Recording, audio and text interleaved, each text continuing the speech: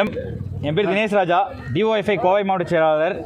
மே 5ஆம் தேதி உச்சநீதிமன்றத்தில் போலி சான்றிதழ்கள் வழக்கு நடந்துட்டு இருக்கும்பொழுது தலைமை நீதிபதி சூரியகாந்தி அவர்கள் பார்த்திங்கன்னா இளைஞர்கள் வேலை இல்லாமல் இருக்கிறது காரணமாக சோஷியல் மீடியாவில் கரப்பாம்பூச்சிகள் மாதிரி ஒட்டுண்ணிகள் மாதிரி ஆர்டிஐ அதே மாதிரி சோஷியல் மீடியா வேலை செஞ்சுருக்காங்கன்னு சொல்லிட்டு ஒட்டுமொத்த இளைஞர்களையும் தலைமை நீதிபதி அவர்கள் அவதூறாக பேசியிருக்காரு. அதை வாலிபர் சங்கம் சார்பாக வன்மையாக நாங்கள் கண்டிக்கிறோம். இது ஒன்று. ரெண்டாவது ஒன்று கேட்டிங்கன்னா, இந்தியாவில் வேலைவாய்ப்பை உருவாக்கக்கூடிய கடமை என்பது ஒன்றிய அரசாங்கத்துக்கு இருக்குது.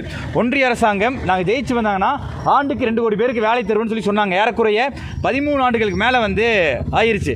இப்போ வரைக்கும் நரேந்திர மோடி அரசாங்கம் படித்த பட்டதாரிகளுக்கு வேலைவாய்ப்பு உருவாக்க கிடையாது. அப்படி இருக்கும்போது பட்சத்தில் உச்சநீதிமன்றம் அரசை கண்டிக்காமல், படித்தவர்களுக்கு வேலைவாய்ப்பு உருவாக்காத அரசை கண்டிக்காமல் படித்து பட்டதாரியான இளைஞர்களை கண்டிக்கிறது ஒருபோதும் ஏற்றுக்கூடிய ஒன்று. ரெண்டாவது பார்த்தீங்கன்னா, இன்றைக்கி இந்தியாவோட கருத்துரிமை என்பது பறிக்கப்பட்டிருக்குது. இதை கரப்பாம்பூச்சி சொன்னதை கண்டித்து இளைஞர்கள் சோஷியல் மீடியாவில் சிஜேபின்னு சொல்லிட்டு ஒரு பார்ட்டியை உருவாக்குனாங்க. ஏறக்குறைய இந்தியாவில் வச்சு அதிக ஃபாலோவர்ஸ்க்கு 20 மில்லியன் ஃபாலோவர்ஸ்க்கு அந்த பேஜ் போயிருக்கு. அப்படிப்பட்ட பேஜ் என்ன பேசிகிட்டு இருக்குது?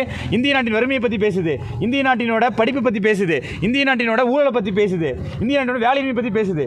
அப்படி இந்திய நாட்டின் சம்பந்தமான மக்கள் படக்கூடிய கஷ்டங்களை பற்றி பேசுறதுக்காக ஒன்றிய அரசாங்கம் அந்த பேஜோட எக்ஸ்தலத்தை முடக்கியிருக்காங்க. இது எப்படி ஏற்றுக்க முடியும்? இந்தியா என்பது ஒரு அடிப்படை ஜனநாயகபூர்வமான நாடு. ஆர்டிகல் 21 அனைவருக்கும் பேச்சுரிமை கொடுத்துருக்கு. அப்படிப்பட்ட பேச்சுரிமையை இந்த ஒன்றிய அரசாங்கம் பறிச்சிருக்குது.